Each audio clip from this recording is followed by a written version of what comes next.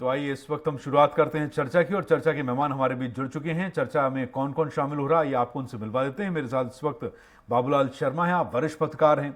Devlal Thakur BJP प्रवक्ता इस वक्त हमारे साथ है। धनंजय सिंह ठाकुर कांग्रेस प्रवक्ता इस वक्त मेरे साथ जुड़ रहे हैं। आप मेहमानों को बहुत बहुत स्वागत है स्वराज एक्सप्रेस में। सबसे पहला सवाल बाबूलाल शर्मा जी, वरिष्ठ पत्रकार होने के नाते आपसे, कि ये 12 जाति समूह हैं जिन्हें अनुसूचित जनजाति में शामिल करने के लिए केंद्र ने संशोधन विधेयक लाकर ये मंजूरी दे दी है। 12 जाति समूह हैं जो कि कई सालों से संघर्ष कर रहे थे।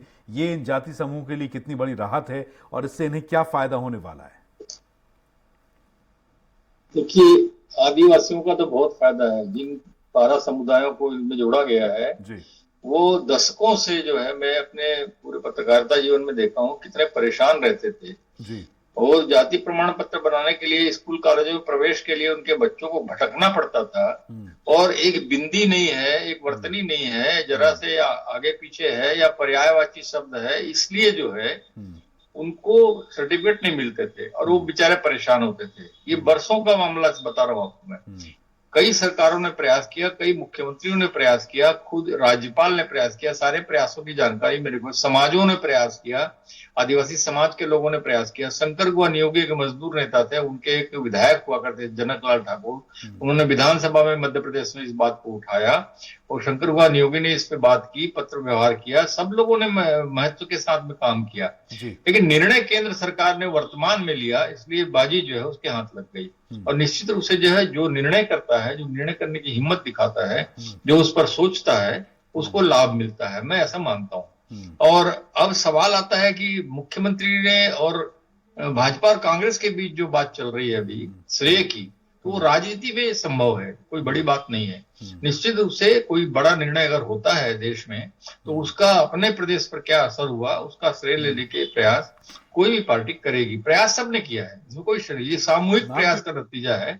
लेकिन ये है कि केंद्र सरकार ने इसको संज्ञान में लिया, इस समस्या को, और त्वरित निर्णय लेकर के जो है इसको निर्णय लिया। ये बहुत महत्वपूर्ण चीज है। ठीक है,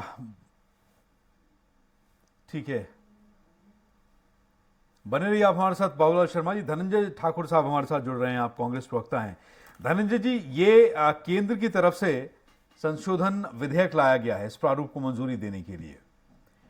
कांग्रेस और बीजेपी के बीच अब श्रेय लेने की कोशिश हो चुकी है। अगर केंद्र संशोधन विधेयक लेकर आया है तो फिर जरा ये समझाइए कि इसमें राज्य का हस्तक्षेप क्या हो सकता है? हाँ, पहुंच गया। आपने बढ़िया सवाल पूछा है। जो सवाल जो है, ये भारतीय जनता पार्टी को आईना दिखाने वाला है। जो भारतीय जनता पार्टी संशोधन में जो विधेयक आने के बाद अपने पीठ को खुद थपथपा रही है, उसकी हकीकत छत्तीसगढ़ के आदिवासी वर्ग जानता है। मेरे हाथ में मुख्यमंत्री माननीय श्री भूपेश बघेल जी का वो पत्र है जो उन्होंने माननीय प्रधानमंत्री जी को लिखा था 11 फरवरी 2021 को। और जो आदिवासी वर्ग समाज के जो 12 समुदाय हैं, जैसे 5 उपजातियां हैं, उनको आदिवासी वर्ग में शामिल करने की मांग उनके द्वारा किया गया था, जो संविधान सम्मत था। उस पर श्री प्रधानमंत्री जी और केंद्र की सरकार ने निर्णय लिया है। तो निश्चित तौर पर मैंने तो आपको पत्र भी दिखा दिया, और जो आदिवासी वर्ग के हित के लिए हमारी सरकार जो काम कर रही है, वो दुनिया में किसी से छिपा नहीं है।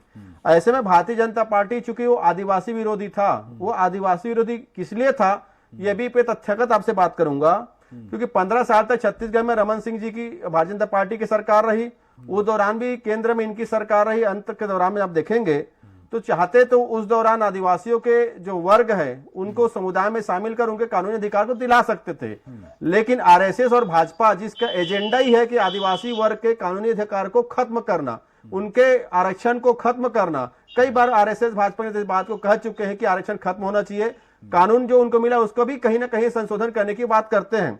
यही वो छत्तीसगढ़ है जहां पे आदिवासी वर्ग के 5वीं अनुसूची के अधिकारों को तहत जो जल जंगल जमीन को संरक्षण मिलता है, उस जमीन पर कब्जा करने की पूर्व के रमन सरकार ने भू संशोधन विधेयक लाया था, जिसका कांग्रेस पार्टी विरोध किया था। और जब कांग्रेस पार्टी ने विरोध किया, उसके बाद संशोधन विधेयक वापस गया था। यही वो छत्तीसगढ़ है जहां पे 5वीं अनुसूची के तहत जो आदिवासियों को वर्ग को अधिकार मिला हुआ ग्राम सभा का, उस अधिकार का भी खंडन और उस अधिकार को भी वंचित करने का भारतीय जनता पार्टी ने किया था। लोहंगीगुड़ा में जहां 1700 आदिवासी परिवारों के जमीन को छीना गया था, उसको भी किसी ने लौटाने का काम नहीं किया है। हमारी सरकार में मुख्यमंत्री माननीय भूपेश बघेल जी ने लौटाने का काम किया।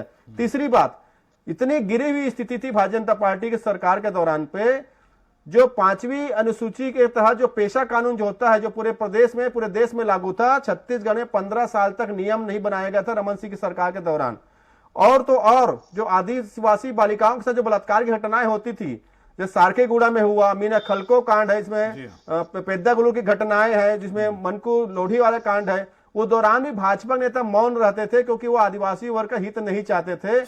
सैकड़ों से मतलब हजारों के तादाद में निर्दोष आदिवासियों को नक्सली बताकर रमन सरकार ने जेल में बंद किया था। तो ये कैसे आदिवासियों के हित की बात करेंगे? ये तो आदिवासियों के आरक्षण को खत्म करने की बात करते थे ना, उसमें कटौती करने का काम किए हैं। आज जब भारतीय जनता पार्टी का पर्दाफाश हो गया चेहरा, तो श्रेय ले रहे हैं, लेकिन सच्चाई तो मेरे हाथ में है ना, जो पत्र लिखा गया माननीय मुख्यमंत्री भूपेश बघेल जी के द्वारा। ठीक है, जवाब लेते हैं। बीजेपी प्रवक्ता हमारे साथ हैं, देवलाल ठाकुर साहब हैं। जी देवलाल जी, आपने धनंजय जी को भी सुना। अभी सवाल यह है कि जो संशोधन केंद्र की तरफ से आया है उसमें और धनंजय जी ने अभी क्या क्या कहा वो आपने सुना है कि आप लोग कहीं से कहीं तक छत्तीसगढ़ में आदिवासियों की हितैषी नहीं है।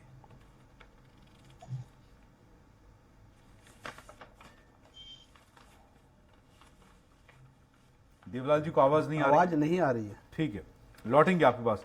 शर्मा जी, बाबूलाल शर्मा जी, ये आई देवलाल जी को आवाज आई? देवलाल जी आप सुन पा रहे हैं? जी आगे। ठीक है, आपने धनंजय जी आपके शायद स्टूडियो में ही आपके साथ शायद वहीं बैठे हुए हैं, आपने पूरी बात उनकी सुनी होगी। केंद्र की तरफ से ये संशोधन विधेयक लाया गया है जिसमें 12 जातीय समूहों को अनुसूचित जनजाति में शामिल किया गया है। धनंजय जी ये कह रहे हैं कि कहीं से कहीं तक केंद्र की बीजेपी सरकार हो या फिर रमन सरकार, छत्तीसगढ़ में जो सत्तासीन रही है, वो कहीं से कहीं तक आप लोग आदिवासियों के हितैषी नहीं है।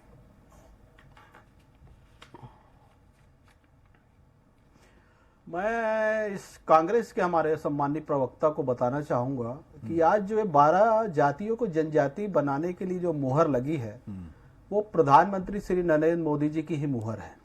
इसलिए केंद्र ने कुछ नहीं किया ऐसा नहीं कहा जा सकता। और प्रधानमंत्री श्री नरेंद्र मोदी जी ने आज आदिवासियों का जो दुख और दर्द को समझा और उनको लिपिकी त्रुटि है उसको सुधार करते हुए उनको आदिवासियों को दर्जा दिया। इनके 70 सालों तक इनके राज थे, कभी भी कांग्रेस के कोई भी प्रधानमंत्री हुए वो आदिवासियों को सिर्फ वोट बैंक की तरह इस्तेमाल किए हैं लोग। आदिवासियों को कभी सम्मान नहीं दिया गया। अब आप देखेंगे कि इसके पहले भी इनका 10 साल तक मनमोहन सिंह प्रधानमंत्री थे, क्यों उस समय ये जो जातियां हैं उस समय भी ये मुद्दे थे, क्यों उस पर मुहर नहीं लगाए?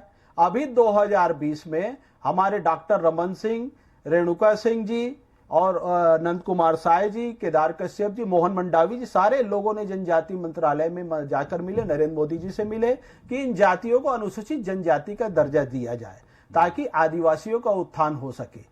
और बात यह है कि आरक्षण समाप्त करने के लिए तो कोई कहा ही नहीं है।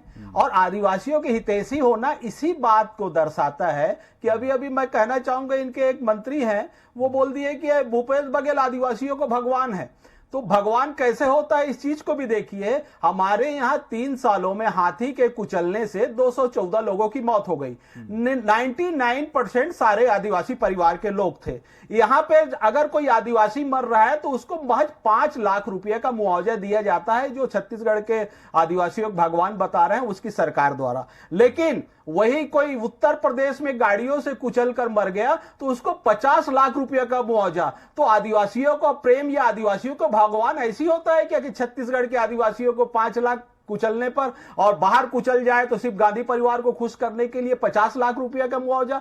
आदिवासी समाज कभी इस चीज को माफ नहीं करेगा। और आदिवासी आज समझ चुका है कि भारतीय जनता पार्टी सिर्फ आदिवासियों की वोट की बात चिंता नहीं करती, आदिवासियों के विकास और डेवलपमेंट की चिंता करती है। उसको सम्मान देने की बात नहीं करती, उसको सम्मान देती है। आज भारत देश के जो सर्वोच्च पद है उसमें आदिवासी समाज को बैठाकर इस चीज को उल्लेखित किया है। ठीक है, बाबूलाल शर्मा जी, दिक्कत क्या है? अगर केंद्र और की तरफ मैं से तो एक चीज कहना चाहूंगा, सारे छत्तीसगढ़ के लोगों को माननीय प्रधानमंत्री जी का धन्यवाद ज्ञापित करना चाहिए, श्री नरेंद्र मोदी जी का, जो इस अमृत महोत्सव में आदिवासियों के सम्मान के साथ साथ आदिवासियों के हितों की रक्षा के लिए कार्य कर रहे हैं। और पेशा कानून की बात करते हैं, पेशा कानून में आप देखोगे इनकी जो कानून है उसके नियम में इतने बदलाव कर दिए गए, पूरा छत्तीसगढ़ का आदिवासी समाज नाराज है। आप एक चीज देखो, जो जमीन अधिग्रहण के मामले हैं ग्राम सभा में, उसको अपीली अधिकारी कलेक्टर को बनाया गया, और वही आप देखोगे कि भूमि अधिग्रहण का भी अधिकारी कलेक्टर है। तो एक हाथ से दे रहे हो और एक हाथ से छीन रहे हो, ये कैसा इंसाफ है आदिवासियों के साथ? ये आदिवासियों के लिए छल है, और ऐसा करने के लिए कांग्रेस अभी से नहीं है, ये इनके शुरुआती दिनों से ठीक है सर, आदिवासियों के लौटूंगा साथ छल कर रहे आपके हैं। पास। जब आदिवासियों को सम्मान देने की बात आई थी, देवलाल नकली ठाकुर जी आदिवासी लौटते हैं। मुख्यमंत्री ठीक है, बना मैं दिए। आऊंगा आपके पास, ठीक है, मैं लौटूंगा।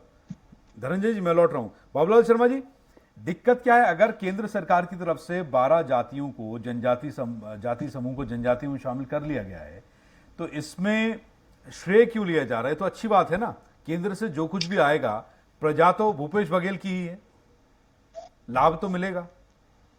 नहीं, देखिए, ये सरकार का लाभ वाला बात नहीं है, इसमें सबका लाभ है।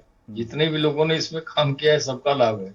एक ऐसी जाति को एक संवेदना के साथ में ऐसे निर्णय लिए गए जो 25-30 साल, बल्कि मैं तो 36 साल से देख रहा हूं, परेशान है। देवलाल ठाकुर हमारे ही क्षेत्र के हैं, उन्होंने भी आवाजें उठाई है इसके बारे में, इन जाति विवादों के बारे में उन्होंने भी बातें उठाई है, और उन्होंने काम भी किया है। ऐसे बहुत से लोग हैं, एक इंडिविजुअल कैपेसिटी में भी लोगों ने काम किया है, सामाजिक दृष्टिकोण से जुड़ के काम किया है, मुख्यमंत्रियों ने प्रयास किया है, सभी मुख्यमंत्रियों ने, किसी एक को नहीं कहता मैं, योगी जी ने भी प्रयास किया, रमन सिंह ने भी प्रयास किया, और वर्तमान मुख्यमंत्री ने भी बहुत प्रयास किए, राज्यपाल ने भी प्रयास किया। तो सभी को एक साथ श्रेय देना पड़ेगा, किसी एक को श्रेय नहीं जा सकता। और सामूहिक रूप से सब लोगों ने जो प्रयास किया है उसमें अगर हमारा भी कहीं एक उंगली लगी हो तो हमको भी उसका श्रेय मिल सकता है, सभी को श्रेय है इसका। लेकिन उन लोगों का ऐसा भला हुआ है आदिवासियों का कि वो इतने गदगद होंगे, मैं समझता हूं। अब उनकी मर्जी है कि वो श्रेय कांग्रेस सरकार को दें, मुख्यमंत्री भूपेश बघेल को दें, चाहे वो भारतीय जनता पार्टी को दें। आप यहाँ पर कुछ भी कहते रहिए, उन पर क्या प्रभाव पड़ा है इसका आकलन जो है वो उनका समाज करेगा, वो खुद करेंगे। उनके दिमाग में किसकी छाप पड़ती है, ये एक अलग प्रश्न है। और निश्चित रूप से एक बात कहना पड़ेगा कि बहुत से लोगों ने प्रयास तो किया होगा, लेकिन उसकी जो संवैधानिक अड़चने थी उसको दूर करने का प्रयास वर्तमान सरकार ने किया है, केंद्र सरकार ने, ये आपको मानना पड़ेगा। देखिए, आपको हंसी आएगी, भुइयां एक जाति है, एक भुइयां में ई के ऊपर में बिंदी है और एक भुइयां में या के ऊपर बिंदी है, तो इसीलिए एक भुइयां को नहीं मिलता था। आप बताइए कितनी परेशानी की बात है। ये भुइयां जो एक वर्तनी नहीं है, एक बिंदी नहीं है ऊपर में, इसलिए बेचारे परेशान होते थे। आश्चर्यजनक, इतने पढ़े लिखे लोग, इतने IAS IPS इतने लोग, बड़े बड़े लोग, बड़े बड़े नेता, बड़े बड़े विद्वान, सब लोग क्या 30 साल तक के कुछ सोच नहीं पाए इसके लिए? शर्म की बात हमारे लिए भी है, हम भी इसमें शर्म महसूस करना चाहिए कि हम लोगों ने इतने दिन इतना प्रतीक्षा इन लोगों को क्यों करवाया, क्यों इसका समाधान नहीं कर पाए। निश्चित रूप से है, हम सबको श्रेय है। जिस किसी ने भी, मैंने अगर एक आध बार लिखा है इसके बारे में दिल्ली राजरा में रहते हुए, तो मुझे भी इसका थोड़ा श्रेय है। हर व्यक्ति को श्रेय है जिसने भी इसके बारे में सोचा होगा कि होना चाहिए, उसको भी श्रेय है। इसलिए जो है श्रेय के चक्कर में ना पड़ते हुए आदिवासियों पर छोड़ दीजिए। उस पर किसका प्रभाव पड़ा है वो वोट में तब्दील होगा, राजनीति का विषय है। व्यक्तिगत रूप से तो मैं यही कहूंगा कि वो जो मैं सुनना चाह रहा था वो आपने कह दिया कि वोट में तब्दील होगा, वही प्रभाव है। जी, ठीक है। राजनीति वही तो होती है। हाँ, वही होती है, राजनीति वही होती है। मैं वही कह रहा हूं। तो धनंजय जी, अब सवाल ये है जो बाबूलाल जी से मैं इंतजार कर रहा था कि वो शायद इस पर बोले नहीं, तो मेरा सवाल अगला यही होता कि श्रेय लेना जो है या श्रेय देना जो है, देगा आदिवासी देगा, लेने की कोशिश आपके अपने आदिवासी नेता भी करेंगे, बीजेपी के आदिवासी नेता भी करेंगे, वो जाके समझाएंगे। लेकिन अंतोगत्वा जो मतदाता है, जब वो बैलेट पेपर पर या फिर EVM पर, जो आपकी व्यवस्था हो, क्योंकि इसमें भी विवाद है, हम एक शब्द उपयोग करते हैं, वो है मताधिकार। अब वो आप लोगों की व्यवस्था है कि आप EVM रखवाइए या बैलेट पेपर रखवाइए, तो लंबा बहस का वो एक अलग मुद्दा है। तो कुल मिलाकर जब मतदाता वहां जाएगा और उसको जिस तरीके से कन्विंस किया गया होगा आपके नेताओं द्वारा कि ये श्रेय कौन लेना चाहता है, तो जब तक वो मत परिवर्तित नहीं होगा श्रेय जो है मत में परिवर्तित नहीं होगा, तब तक उस श्रेय को लेने देने का कोई मतलब नहीं है। धनंजय जी, देखिए सवाल यहाँ पे ये उठता है कि श्रेय, झूठी श्रेय लेने की साजिश कौन कर रहा है? झूठी श्रेय लेने की साजिश कर रहा है भारतीय जनता पार्टी। मैंने कहा ना, वो भारतीय जनता पार्टी जो आदिवासी विरोधी है, आदिवासी विरोधी भी नहीं, वो तो ओबीसी का भी विरोधी है। क्योंकि भारतीय जनता पार्टी और आरएसएस के नेता कई बार सार्वजनिक तौर पर बोल चुके हैं कि आरक्षण को इस देश से खत्म करना चाहिए और आदिवासियों को जो 5वीं अनुसूची के अधिकार के तहत जो कानून मिला है उसके खिलाफ भी आरएसएस के नेता कई जगह सार्वजनिक मंच से बयान दे चुके हैं। मैंने एक बहुत बड़ी बात आपको शुरुआत में कहा था कि 15 साल छत्तीसगढ़ में रमन सिंह की सरकार रही है। अरे ये जो जिन लोगों को अधिकार मिलना चाहिए इसको तो अभी चर्चा से हटा देते हैं। 15 साल में जो उनके कानूनी अधिकार थे आदिवासी वर्ग का, उसको भी खत्म करने की साजिश रमन और भाजपा की सरकार ने किया, आरएसएस की सरकार ने किया। मैंने कहा ना, जो 5वीं अनुसूची के तहत जो जल जंगल जमीन पर अधिकार आदिवासी वर्ग का है, जो हमारे प्राकृतिक प्रेमियों का अधिकार है, जो हमारे भोले भाले लोगों का अधिकार है, उस पर कब्जा करने के लिए रमन भाजपा आरएसएस की सरकार ने भू संशोधन विधेयक लाया था कि अगर कोई आदिवासी क्षेत्र में जाकर, 5वीं अनुसूची क्षेत्र में जाकर 250 एकड़ जमीन एक साथ एकमुश्त खरीद लेगा तो उस जमीन को परिवर्तित कर दिया जाएगा। यह रमन सिंह का भारतीय जनता पार्टी का आदिवासी चेहरा है। मैंने कहा ना, यही आदिवासी वर्ग है जिसके स्कूलों को, लगभग 3000 स्कूल को आदिवासी क्षेत्र के बंद करने का रमन भाजपा की सरकार ने किया था। और रमन भाजपा कभी नहीं चाहते थे उनकी सरकार कि आदिवासी वर्ग के बच्चों को शिक्षा मिले, उनके लिए रोजगार की व्यवस्था हो, उनके स्वास्थ्य की व्यवस्था हो। यही छत्तीसगढ़ है।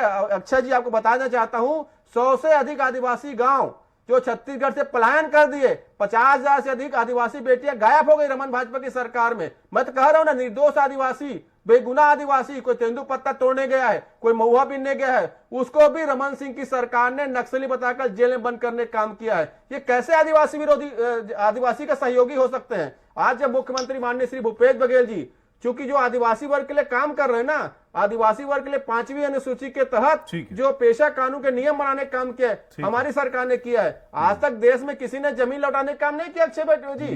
हमारी सरकार ने 1700 आदिवासी परिवारों के 4400 एकड़ जमीन को लौटाने का काम किया है। इतिहास गवाह है। आदिवासी वर्ग को पता है कि कौन उनके लिए काम करता है, कौन उसको राजनीति करना है।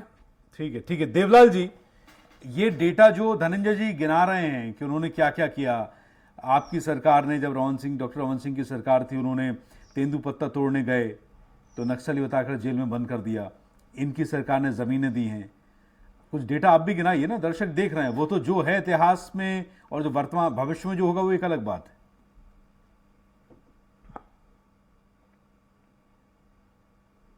एक लाइन और तो जीगा दुग्गा जी, एक लाइन और जो जीगा, अभी इनके राष्ट्रीय अध्यक्ष आए थे ना, जेपी नड्डा जी, आदिवासी वर्ग के विषय में इतना झूठ फरेब बात बोले कि 71 आदिवासियों के 2 दिन में मौत हो गई है।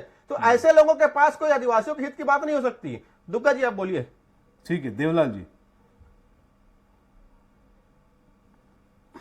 मैं ये कहना चाहूंगा, भारतीय जनता पार्टी के शासन काल में किसी आदिवासियों के मुंह पर कालिक नहीं पोती गई थी। कांग्रेस का शासन था, वहां आदिवासी समाज के हमारे मुखिया थे, उनके चेहरे तक में कालिक पोत दी गई। तो एक कांग्रेस के लोग ऐसा सम्मान करते हैं आदिवासियों का। और रही बात शिक्षा की, तो सर्वविदित है, डॉक्टर रमन सिंह जी जब मुख्यमंत्री थे तो बस्तर क्षेत्र में, चाहे गीदम हो, नारायणपुर हो, शिक्षा हब के रूप में वहां पर विकसित किया गया। वहां के बच्चे जो आज बहुत अच्छे से पढ़ लिख रहे हैं, उसका कारण ही यह है कि शिक्षा के क्षेत्र में डॉक्टर रमन सिंह जी ने अलौकिक कार्य किया था। और मैं तो फिर से कहना चाहूंगा कि आदिवासियों की बात करने से कुछ नहीं होगा, उसके लिए काम करने की आवश्यकता है। आप पेशा कानून लाकर क्या समझते हैं कि आदिवासी खुश हो गए? आपके छल में फंस गए हैं। राष्ट्रीयकृत अराष्ट्रीयकृत, क्यों आप राष्ट्रीयकृत तेंदुपत्ता को क्यों नहीं लिया गया? उसमें क्यों बांस को नहीं लिया गया? तो आर्थिक ये तो आप सवाल पूछ रहे हैं, भारतीय जनता पार्टी की सरकार, देवलाल जी आप सवाल पूछ रहे हैं, मेरा सवाल आपसे था। हमेशा उसको सक्षम करने का कार्य करती है, लेकिन जवाब रहे तो देंगे ना। जो आदिवासी बेटियों से शराब परोसाने की नीति बनाए रमन भाजपा की सरकार का, जवाब रहे तो जवाब देंगे ना कि ये वही भाजपा है जो आदिवासी बालिकाओं से शराब परोसाने की घोषणा किए थे, ट्रेनिंग देते थे। ये क्या बात करेंगे? जवाब हो तो जवाब देंगे ना। नहीं, जवाब क्यों नहीं था? जवाब तो हम जो आदिवासी बेटियों से शराब परोसाने की सोच रखे वो आदिवासियों की हित की बात करेंगे। मैं तो एक ही प्रश्न 71 आदिवासियों की मौत की झूठी बात। आदिवासियों का विकास चाहते हैं, आदिवासियों की अगर इनकी चिंता है थोड़ा बीजेपी बीजेपी का क्यों डेटा हमारे बैंक जो यहाँ के है हाथी में जो आदिवासियों कुचल के रहे हैं लिए, उनको मैं 5 उसकी लाख पड़ताल कर रहा हूं। और उत्तर प्रदेश में जाकर 50 लाख रुपए की घोषणा कर रहे हैं। जी, क्या देवलाल जी, यहाँ के देवलाल जी। आदिवासियों को 50 लाख रुपया मुआवजा नहीं दिया जा सकता? देवलाल जी, मैं यहाँ ये के कह जो रहा हूं, आदिवासी किसान आपने हैं अभी तक उनके धनंजय घरों जी को की हाथियां रौंद रहे हैं, उसके बाद भी यहाँ के मुख्यमंत्री जाग नहीं रहे हैं। सिर्फ गांधी परिवार को खुश करने के लिए उत्तर क्या प्रदेश फर्क में जाकर पड़ता है? 50 आप लाख उत्तर रुपया प्रदेश जा कोई रहे भी हैं? आदिवासी आप परिवार उत्तर इस चीज प्रदेश को मत माफ जाइए नहीं ना। करेगा। अरे मैं, आप यहीं रहिए, आप छत्तीसगढ़ में रहिए। मैं अरे आपसे, हमारे यहाँ के मुख्यमंत्री तो जा रहे हैं। नहीं, आप मेरी बात तो सुनिए, मैं ये कह रहा आदिवासी आज हूं, जाग गया है, आपने धनंजय 15 जी की इस सालों में बात का पढ़ खंडन लिख नहीं कर किया। तैयार हो गया है। आपने उत्तर धनंजय, प्रदेश नहीं। क्या आपकी सरकार ने नक्सली बताकर आदिवासियों को जेल में डाला, तेंदुपत्ता तोड़ने वाले नक्सलियों को? क्या आपकी बिल्कुल सरकार ने नहीं, जमीन छीनी? बिल्कुल ये झूठ बात है। किसी भी तो खंडन व्यक्ति तो को कीजिए ना हम टीवी नक्सली पे। बताकर मैं वही कह रहा हूं रमन सिंह की आपसे। सरकार में किसी को भी अंदर नहीं किया मैं वही गया। कह रहा हूं, आप खंडन ही नहीं कर रहे हैं। वो धनंजय जी आरोप लगा रहे हैं बैठकर टीवी पर, आप खंडन नहीं कर रहे हैं उनकी बात का। नहीं, कैसे करेंगे? नहीं, सवाल ही नहीं उठता। सत्य को हमारी खंडित नहीं सरकार कर जो सकता। है, कभी भी सत्य जब को भारतीय कभी जनता खंडित पार्टी की नहीं किया जा सरकार सकता। है, किसी भी आदिवासी को प्रताड़ित नहीं किया गया। और जमीन, वो उन्होंने कहा आपने जमीन छीनी हजारों आदिवासियों की। सवाल ही नहीं उठता। जमीन छीनने का कोई बात ही नहीं है। हमेशा आदिवासियों की बसाने की ओर बाबूलाल भारतीय शर्मा जनता जी पार्टी ने बताइएगा कार्य इनमें। किया था। और बाबूलाल अभी भी शर्मा जी भारतीय बताइएंगे, जनता पार्टी लोहंगीगुड़ा जो की है, जमीन। आदिवासियों को आगे लाने के लिए वो किसी से छुपा नहीं है। आदिवासियों अक्षय का जी, सम्मान जी, नारों जी, में या बातों में, वरिष्ठ या अखबारों में पत्रकार नहीं है। बैठे हैं, मेरी आदिवासियों बातों को का स्पष्ट सम्मान बता कैसे देंगे। करती है नहीं, भारतीय आपने जनता अच्छा पार्टी पूछ लिया और उनसे, मैं सर्वविदित उनको है, जानकारी सारे में लोग पूछता देख हूँ रहे ये हैं। बात उनसे, क्योंकि अभी तक देवलाल जी ने खंडन नहीं किया। मैं चकित था इस बात के ऊपर जी जी, कि इन आपका जो डेटा बैंक है और जो कैसे करेंगे? नहीं, सत्य को खंडन खंडित नहीं कर दिया सकता। मैंने। भाई आप एक चीज सत्य देखिए, को किसी खंडित नहीं किया जा को भी सकता। आदिवासियों को कभी भारतीय जनता पार्टी के शासन चलिए काल में जल्दी से, मेरे पास प्रताड़ित नहीं हुआ आखिरी है। मिनट बच रहा है। बाबूलाल शर्मा जी, ये अभी जो धनंजय जी कह रहे हैं और जो आरोप हैं, और मैं इस बात को लेकर हैरान था कि खंडन अभी तक आया नहीं, ऐसा हुआ है कि आदिवासियों की जमीन छीनी हो पूर्ववर्ती सरकार ने? देखिए, लोहाड़ी गुंडा में जमीन बहुत सारी जो है वो उद्योग को दिलवाई गई थी, टाटा स्टील, टाटा वालों को। और वो जो है उद्योग नहीं लगा रहे थे, ऐसी ही पड़ी हुई थी। बेचारे बहुत परेशान थे वहां के आदिवासी। तो इन्होंने अपने घोषणा पत्र में कहा था कि हम अगर सरकार में आएंगे तो आपको लौटाएंगे, और आते ही साथ जो है कुछ चंद दिनों के अंदर उनको वो बड़ा बड़ा काम किया। इन्होंने जमीन सबको लौटाई। आज वो जोत खा रहे हैं, अपने जीवन को चला रहे हैं। ये बात बिल्कुल सत्य है। दूसरी ये भी सत्य है कि डॉक्टर रमन सिंह के दौर में बहुत सारे, हर बार आरोप लगते थे तीनों कार्यकाल में कि ये आदिवासियों को नक्सली बताकर जेल में डाल रहे हैं। उस वक्त बहुत सारी बातें ऐसी आई, कुछ लोगों को छोड़ा भी गया, कुछ लोगों को इन्होंने छोड़वाया। अभी उसी तस्दीक चल रही है, उसकी समीक्षा चल रही है अभी। उनको छोड़ने के लिए ज्यादा काम किस सरकार में हुआ? जल्दी से शर्मा जी, क्योंकि समय कम है।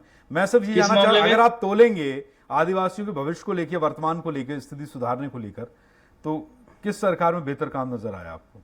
नहीं, देखिए, प्रयास तो डॉक्टर रमन सिंह के दौर में भी हुए, जोगी के दौर में भी हुए, लेकिन जो इम्प्लीमेंटेशन दिख रहा है, जो आदिवासियों के बीच में लोकप्रियता का मसला दिख रहा है, वो अभी वर्तमान कांग्रेस सरकार के भूपेश बघेल का दिख रहा है। इसमें कोई शक नहीं है।